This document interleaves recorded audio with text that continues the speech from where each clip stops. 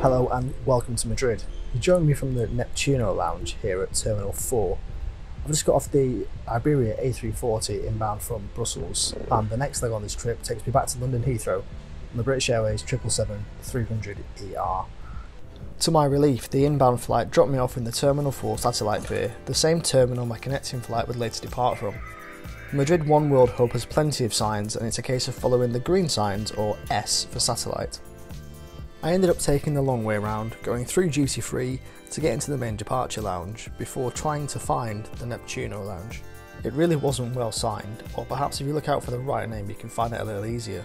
The signs in the terminal direct you towards the Aena lounge rather than the Neptuno, and you'll find it on the upper level of the departure lounge accessed via these rather jazzy lifts. The main seating and buffet area are right at the front of the lounge where you go in. But first things first, let's have a shower. I think there's 4 showers and they're available to anybody who enters the lounge.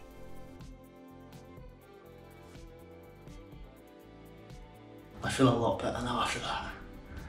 So we've got a hairdryer too, it's handy, some wipes, you get a bin, hand towel, bath mat. She's got the shower gels and stuff which I just sort of ripped into, and the toilet. A little radiator too, somewhere to pop your stuff. From back to front then, the showers are down on the left here, with the toilets located just off the seated area. Back to the buffet and let's see what's in store. There's the usual selection of bread rolls and soups, a good selection of fresh fruit, and a small cheese and cold meats offer. We've also got a really good dessert selection with some ready-to-go savoury snacks. And if you need a drink, there's ample choice between beers, soft drinks and wine, as well as the usual hot drinks selection. I liberated 2 beers before heading back down to the far end of the lounge to sample some tapas.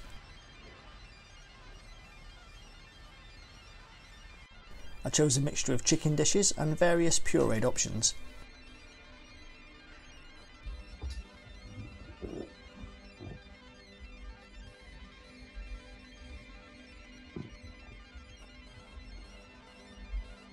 For the most part they were really filling and fairly tasty, but some of them I wouldn't really choose again, even if I did eat it all.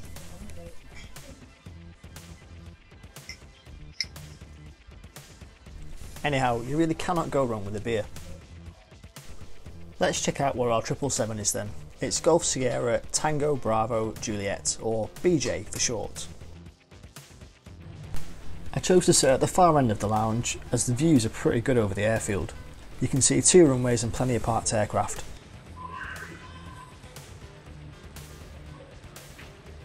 I do love the old Iberia livery on this A340. Oh, and there's a really small drinks choice down here too, which saves you the walk to the main buffet area. Anyhow, let's head to the gate. Thank you. That's 22.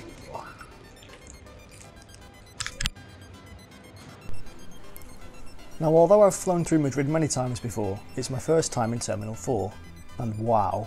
I've seen photos and videos of the architecture here online, but it really is a fantastic piece of terminal design. I arrived at the gate far too early, about an hour early in fact, as I'd forgotten to change my watch to Madrid time. So why does such a big plane fly on such a short route? Well, it's all down to cargo. Madrid is a really important cargo hub for International Airlines Group, the group running both British Airways and Iberia. Flights connecting from South America and onwards into Europe and Asia. For the same reason, Iberia operates a mixture of wide bodies on the same route to Heathrow, a mix between the A340, 330 and their brand new A350. Here's a great thing about gate S21, there's a water fountain right opposite. At 5:10 boarding was called. Boarding actually took place over 2 gates, with those in business taking the gate to the left, and the rest of us to the right, via our own checkage.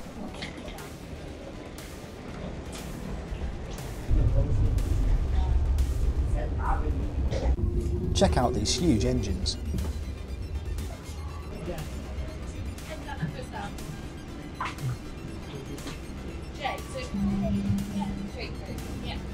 Hiya.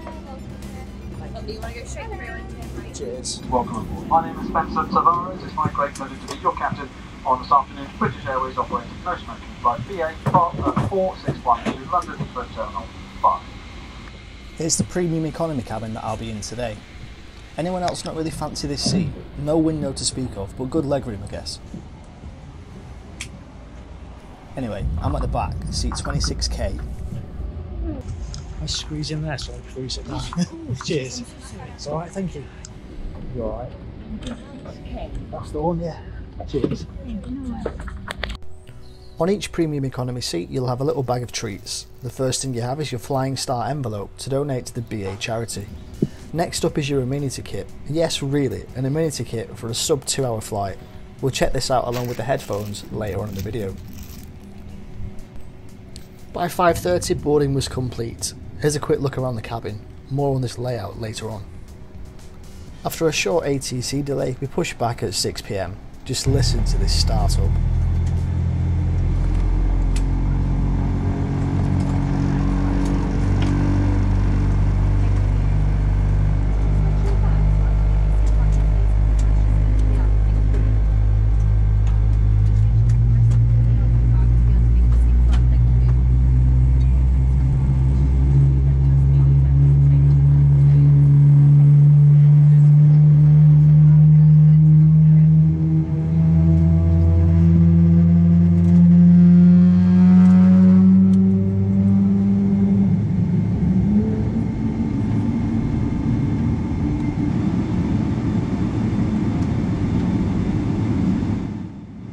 The taxi out was short, lining up with runway 36 left, which is situated in between Terminal 4 and its satellite.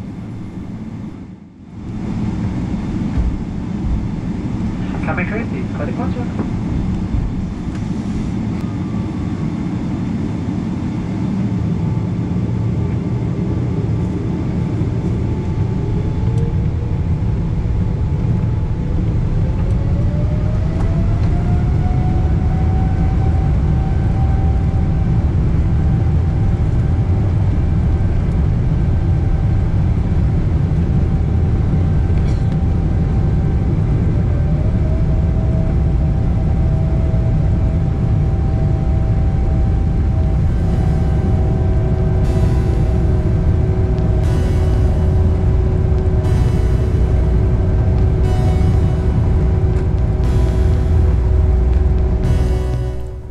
Heading 360 degrees north before banking left, our flight time to London was 1 hour and 52 minutes.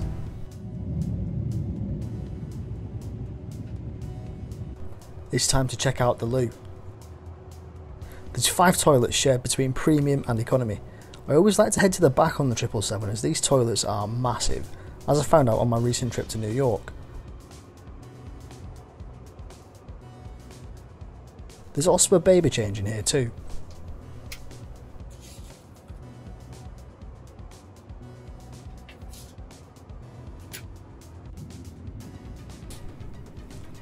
Back to front then, in the rear cabin you'll find rows 37 to 50 in BA World Traveller. It's in a 333 layout. Further forward in between doors 3 and 4 you have a smaller economy cabin, followed by World Traveller Plus, the premium economy cabin that I'm in today. Take note, the premium cabin's in a 242 layout. That's 44 seats at a 38-inch seat pitch. Now check out the seat map on BA.com when booking the flight. 232. In the seat you get a 10.6-inch touchscreen with 2 USB charging points. You also have a net pocket for all your bits and pieces. In the centre armrest you've got a drinks holder with a beer, which I incidentally paid for, along with your fold-out meal tray, and beneath those you'll find a universal power socket. Overhead you've also got a reading light, but unfortunately no air vent. For the in-flight entertainment your control is in the centre armrest, although it's also a touchscreen. The in-flight map is practical but basic, and there's a reasonable choice of TV, film and music, along with this special Valentine's playlist, as I took this flight on the 11th of February, a couple of days before Valentine's Day.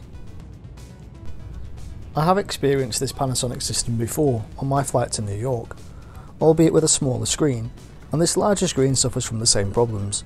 It's slow, has heavy motion blur and the resolution is quite poor. Compare this to the Iberia Premium Economy IFE I experienced a few hours earlier on their A340, and there's clear night and day between the two. Here's a closer look at the noise cancelling headphones. They're fairly reasonable and much better than the in-ear option you get in economy. On the IFE system there's a chat feature which I couldn't really get to work. There's also an option to view your content on the screen. Again, I couldn't get this to work either. Now here's how to get the secret upgrade on today's flight. As this is an internal European flight, the only classes that BA sell are economy or business. However, as the aircraft is in a long-haul configuration, around 72 hours before the flight, BA released the premium economy cabin for seat reservations, meaning that for the seat selection fee of £22, you can sit in a much bigger and more comfortable seat for the same price as everyone else sitting way back in economy. As we cross over the English Channel, let's see what's inside our Amenity Kit. Now I'm fairly sure the only reason you get this kit on this flight is because the headphones come in the same plastic bag as the Amenity Kit. You'll find a small eye mask, a pair of flight socks, a pen, toothbrush and toothpaste. There's a lip balm and your Flying Start envelope.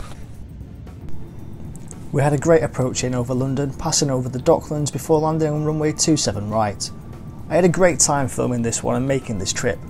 Make sure you check out the previous flight on this trip that I did on Iberia's A340-600. Let me know what you thought about the trip in the comments and feel free to subscribe for more videos like this soon.